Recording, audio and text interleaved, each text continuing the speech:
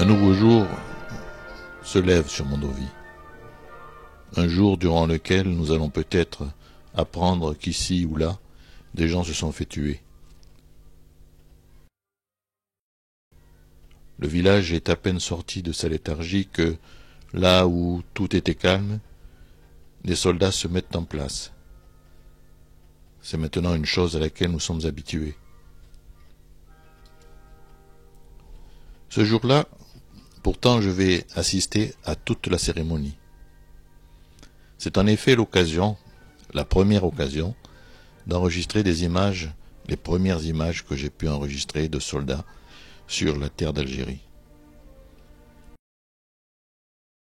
En août 1960 est arrivé à la maison un colis cachant un des cadeaux de mes parents que j'ai sans doute le plus apprécié, une caméra.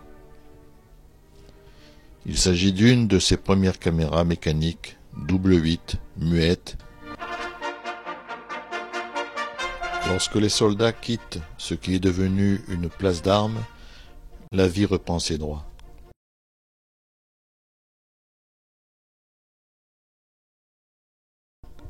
C'est le printemps, Marie-Thérèse et les cousins cueillent les fleurs du jardin. En avait-il le droit? Je ne sais pas. J'aurai un peu plus tard une autre occasion d'utiliser ma caméra. Près de Bonn, l'actuel Annaba, des ruines ont été découvertes. Il s'agit d'une ancienne cité romaine, Hippone. Hippone est un des plus anciens comptoirs d'Algérie, que l'on appelait alors la Numidie, le pays des nomades. Au IIIe siècle, la religion chrétienne se répand en Algérie. En 396, saint Augustin est élu évêque d'Hippone.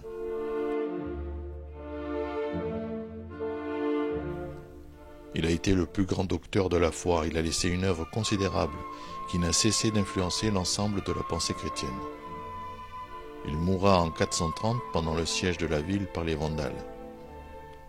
Son tombeau est découvert et une basilique est érigée à sa mémoire dans laquelle on a exposé certaines de ses reliques.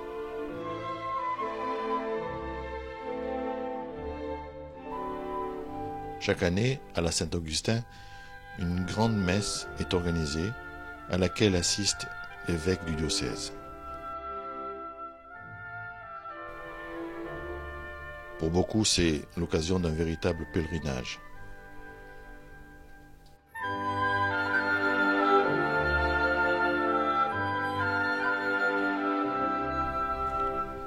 Nous passions le plus clair de notre temps dans le jardin en bas du petit immeuble où se trouvait notre appartement. Ce lieu, entouré d'un solide grillage, offrait certaines garanties de sécurité.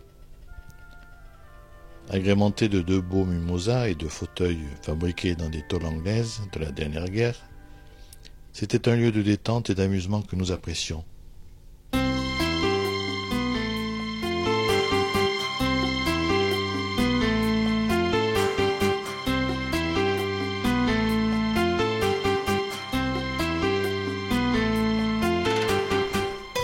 La belle saison commençait à Pâques.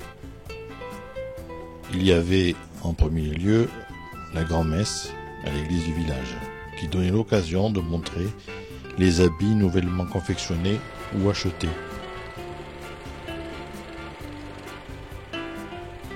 Et puis c'était le repas traditionnel, qui permettait de nous réunir. Cette année-là, il devait se faire à la maison.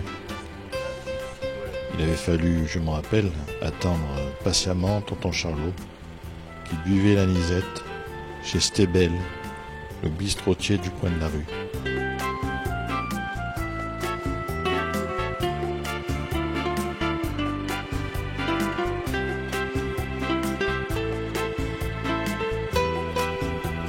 Et puis, pour digérer la macaronade, nous avions décidé cette fois-là d'aller faire un tour à Bonn pour prendre l'air. Il faisait beau, mais la petite laine était encore de rigueur. Notre point de chute régulier était la mer. Pas pour se baigner, mais pour renouer contact avec l'élément, en attendant les véritables beaux jours.